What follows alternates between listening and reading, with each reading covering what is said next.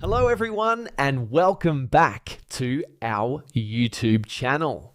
In this video, I'm going to show you how to fix SmartThings app not working. First, to resolve this issue, we will first head over to our device settings. From here, scroll down and tap on General. Once you're in the General Settings tab, look for iPhone Storage option and tap on it. Over here, you can either search for the app or you can scroll down and look for it. Then tap on the app.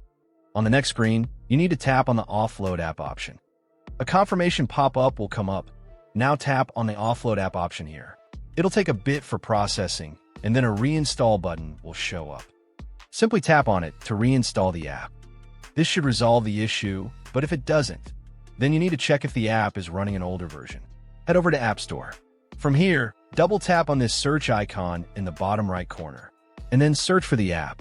Once the app comes up in the search result, and if you see this update button right next to the app, simply tap on it to make sure you're running the latest version of the app. However, if you continue to encounter this issue, then you will need to completely reinstall the app, which usually resolves the problem. Head over to this screen the way we did before, and over here, tap on the Delete App option here to uninstall the app from your device. A confirmation pop-up will come up. Now tap on the Delete option here.